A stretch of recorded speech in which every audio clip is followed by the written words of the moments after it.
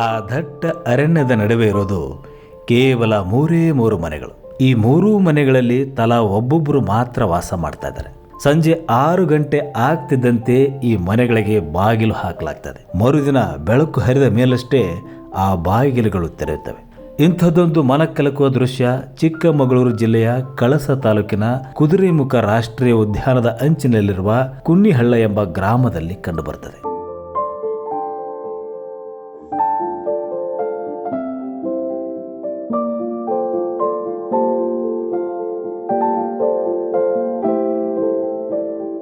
ಧಾರಾಕಾರವಾಗಿ ಮಳೆ ಬೀಳುವ ಈ ಪ್ರದೇಶದಲ್ಲಿ ಈಗಲೋ ಆಗಲೂ ಬೀಳುವಂತಿರುವ ಮನೆಗಳಲ್ಲೇ ಈ ಮೂವರು ವ್ಯಕ್ತಿಗಳು ದಯನೀಯ ಸ್ಥಿತಿಯಲ್ಲಿ ಬದುಕು ನಡೆಸ್ತಾ ಇದ್ದಾರೆ. ದೇವರಾಜ್, ನಾಗರತ್ನ ಹಾಗೂ ಶ್ಯಾಮಲಾದೇವಿ ಆ ದಟ್ಟ ಕಾಂಡದ ನಡುವೆ ವಾಸ ಮಾಡುತ್ತಿರುವ ಬೆಟ್ಟದ ಜೀವಿಗಳು. ಕುದುರೆಮುಖ ಕಂಪನಿ ಆರಂಭವಾದ ದಿನದಿಂದಲೂ ಈ ಮೂವರು ಇಲ್ಲೇ ವಾಸ ಮಾಡ್ತಾ ಇದ್ದಾರೆ.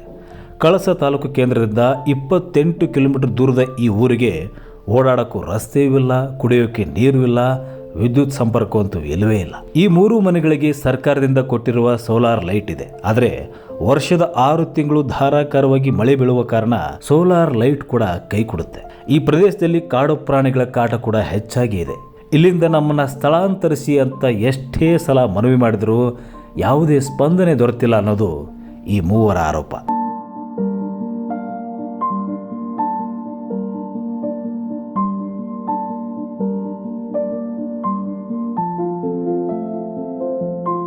ನಾಲ್ಕು ದಶಕಗಳಿಂದ ಈ ದಟ್ಟ ಅರಣ್ಯದಲ್ಲಿ ನೆಲೆಸಿರುವ ವೃದ್ಧೆ ಶ್ಯಾಮಲಾದೇವಿ ಸ್ಥಳಾಂತರದ ಪ್ಯಾಕೇಜ್ಗಾಗಿ ಚಿಕ್ಕಮಗಳೂರು ಜಿಲ್ಲಾಧಿಕಾರಿ, ತಹಸೀಲ್ದಾರ್, ಮೂಡಿಗೆರೆ ಪಟ್ಟಣ ಪಂಚಾಯಿತಿ ಮುಖ್ಯಾಧಿಕಾರಿ, ಕಾರ್ಕಳದ ಕುದುರೆಮುಖ ವನ್ಯಜೀವಿ ವಿಭಾಗದ ಉಪ ಸಂರಕ್ಷಣಾಧಿಕಾರಿ ಕಚೇರಿಗೆ ಹಲವು ಬಾರಿ ಭೇಟಿ ನೀಡಿದ್ದಾರೆ. ಸ್ಥಳಾಂತರ ಪ್ಯಾಕೇಜ್ಗಾಗಿ ಕೈ ಮುಗಿದು ಅಂಗಲಾಚಿದ್ದಾರೆ. ಆದರೆ ಫಲಿತಾಂಶ ಮಾತ್ರ ಶೂನ್ಯ. 6 ಗಂಟೆ ಮೇಲೆ ನಾವು ಹೊರಗಡೆ ಕಾಲಿಡಂಗಿಲ್ಲ. ಆಯ್ತು, ಯಾರಾದ್ರೂ ನಮ್ಮನ್ನು ನೋಡೋರು ಕೇಳೋರು. ಇವ್ರಿಗೆ ಹೇಳಿದ್ರೆ ಇವತ್ತು ನಾಳೆ ಡಿಸೆಂಬರು, ನವಂಬರು, ಇದೇ ತಿಂಗಳು ಹೇಳ್ತಾರೆ. ಏನು ಮಾಡ್ಬೇಕು ನಾವು? ನಮ್ಗೆ ಒಟ್ರಾಸಿ ಪ್ರಾಣಿಗಳಿಂದ ಬಚಾವ್ ಮಾಡಿದ್ರೆ ಸಾಕು ನೋಡಿ. ಈಗ ಇಲ್ಲಿಂದ ನಿಮ್ಮನ್ನು ಬೇರೆ ಕಡೆ ಸ್ಥಳಾಂತರ ಮಾಡಬೇಕು ಅಂತ ಹೇಳಿದ್ರಲ್ಲ, ಅವ್ರ ಸ್ಥಳ ನಮಗೆ ನೋಡಿ ಜಾಗ ಬೇಡ. ನಮಗೆ ಪರಿಹಾರ ಕೊಡ್ತೀನಿ ಅಂತ ಹೇಳಿದ್ರೆ ನನಗೊಂದು 9:30, ಅವಮ್ಮಗೊಂದು 12:30, ಮತ್ತೊಬ್ಬನಿಗೊಂದು 8:30. ಅಷ್ಟು ಚಿಲ್ಲರೆ ಉಂಟು ಮೇಲೆ ಬಿಡಿ, ಇಷ್ಟೇ. ಈಗ ಮತ್ತೆ ಹೆಚ್ಚಿಗೆ ಮಾಡ್ಬೇಕಂತ ಬಂದಿದೆ. ಪುನಃ ಮೊನ್ನೆ ಬಂದು ನೋಟಿಸ್ ಕೊಟ್ಟು ಹೋಗಿದ್ದಾರೆ ಹೆಚ್ಚಿಗೆ ಮಾಡ್ತೀವಿ ಅಂತ. ಇಷ್ಟರವರೆಗೆ ಒಬ್ಬರದು ಅಡ್ರೆಸ್ ಇಲ್ಲ.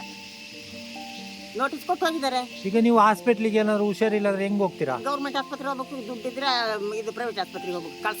ಕಳಸಕ್ಕೆ ಹೋಗ್ಬೇಕು. ಅಲ್ಲೇ ಹೋಗ್ಬೇಕು. ಎಷ್ಟು ವರ್ಷ ಆಯ್ತು ಇಲ್ಲಿ ಬಂದು ನೀವು? ಇಲ್ಲಿ ಬಂದು ಕಮ್ಮಿಂದ ಕಮ್ಮಿ ಒಂದು 40 ವರ್ಷ ಆಗಿದೆ ನೋಡಿ. ಕಮ್ಮಿಂದ ಕಮ್ಮಿ ಅಂದ್ರೆ ಹಕ್ಕು ಪತ್ರದಾಗ ಎಷ್ಟು ಬರ್ದಾರೆ ರತ್ನಕ? ಕಮ್ಮಿ. ಅದು ಎಷ್ಟು ಬರ್ದಾರೆ?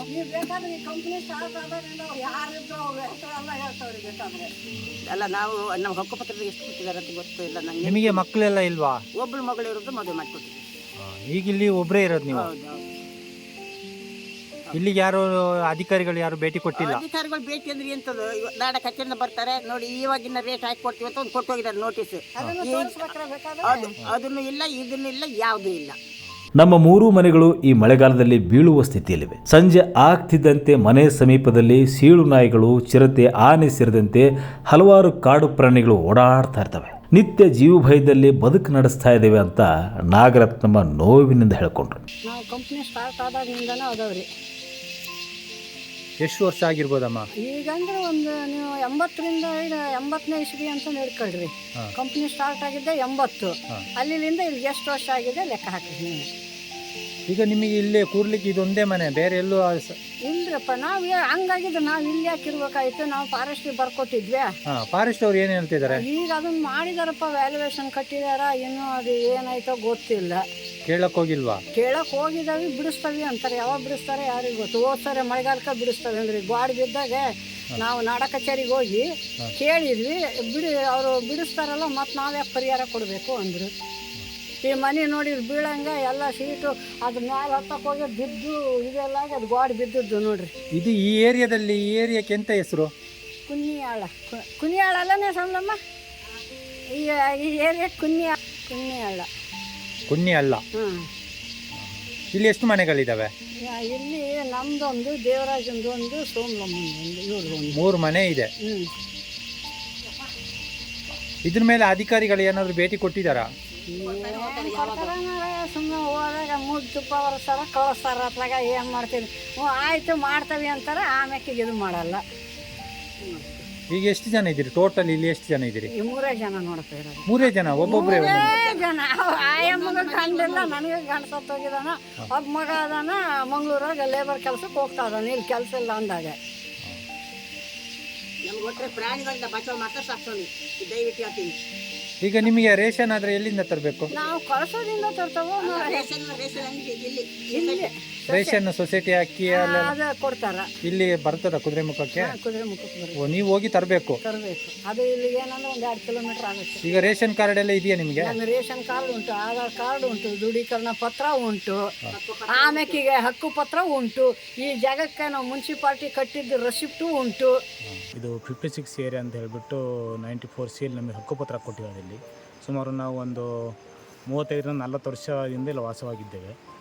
ಆದರೆ 94 ಸಿಯಲ್ಲಿ ನಮಗೆ ಹಕ್ಕುಪತ್ರವನ್ನು ಸಿಕ್ಕಿರ್ತದೆ ಸದರಿ ಇದರಿಂದ.